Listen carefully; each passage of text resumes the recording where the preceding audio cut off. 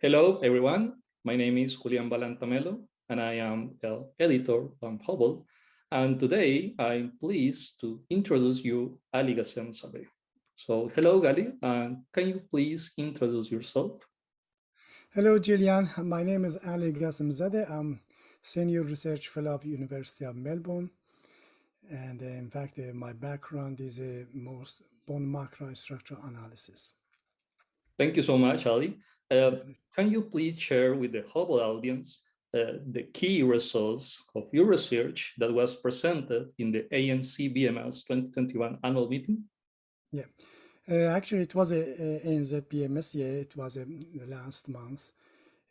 My talk was about the using microstructure analysis to identify risk of fragility fracture for a patient with a chronic kidney disease. In fact, people with the chronic kidney disease, they use bone mineral density, but bone mineral density doesn't help those people to be identified and give the information who is at the risk of fragility fracture based on the limitation by bone mineral density and other things which is involved. So what we find by using high resolution PQCT, which is a images with a higher resolution, the resolution is 82 micron, same as thickness of the hair, we would be able to quantify the pores in the cortex as a cortical porosity and to identify and quantify the trabecular deterioration. And finally, we use the method it's called finite element analysis, which is virtually you can quantify the strength of the bone.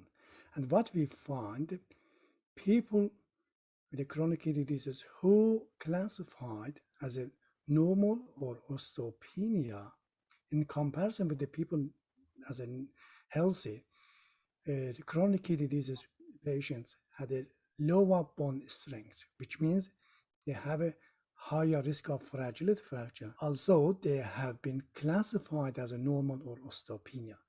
This gives a message if you have a patient and they classified as a normal or osteopenia, you have to consider bone structure. For sure. That's great. And that is a really interesting tool to measure microstructural bone in patients. So, Ali, can you please tell us about the big implication of your research? Yeah, this is now, in the past we had a bone mineral density. Now we are moving from the bone mass to bone structure. And by using HRPQCT, which is a scanner, you can able to quantify the structure of the bone in vivo. Yeah. So we are able to quantify the structure of the bone. And this is implication for a chronic kidney disease is much better we use the bone structure, not just bone mineral density, because if we miss people at the risk of fragile fracture and do not treat them, they will have a fragile fracture. Because the bone CKD is a very complex disease and there's so many things involved. And in this case, bone deterioration happens for the cortex and trabeculae. So in fact, the message is consider bone structure for a patient with a chronic kidney disease. For sure. And actually, it will add a really interesting information regarding this discussion we have in the clinical field regarding the bone quality, because bone quality Absolutely, you're is a right. big Yes, concept. So that's really, really great. Thank you so much for sharing with us, Ali. What my is pleasure. next in your career? Are you planning maybe writing a manuscript, a grant? What is next for you with this? Yeah, this data has been published just last month in the Journal of Bone. So it was very good, the combination of the people internationally from Canada, For sure. the national, Yeah. from the nephrologist, and then image analysis myself or necrologist, many people. It was and we have a very good statistician. So the next plan is a writing grant. And for my personal point, I would like to bring another angle for a bone image analysis, which is using, because I use the synchrotron radiation, Yeah. and I prefer to write manuscript for Nature in the near future to using the quantum physics, application of quantum physics for a bone image analysis. Actually, I had to talk about that, but still, this is my dream to write about this application of quantum physics in bone imaging and expand my experience. I hope I join to Harvard University to Maribok Science, Professor Maribok Science team to learn about the finite element analysis.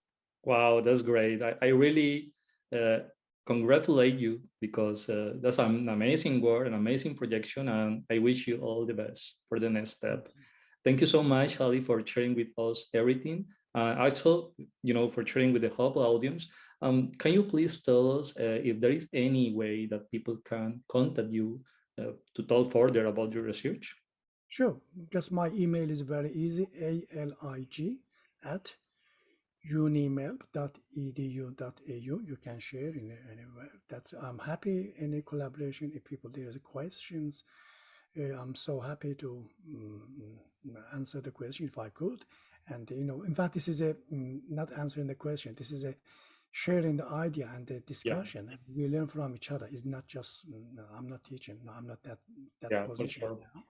Yes, Yes, sharing is the key, and discussion is the best way to learn both absolutely, ways. So, absolutely. okay, thank you so much. Well, Ali, thank you so much. On behalf of HubLE, I would like to thank you for your time, for sharing your results, and of course, for your presentation at the ANC BMS 2021 annual meeting.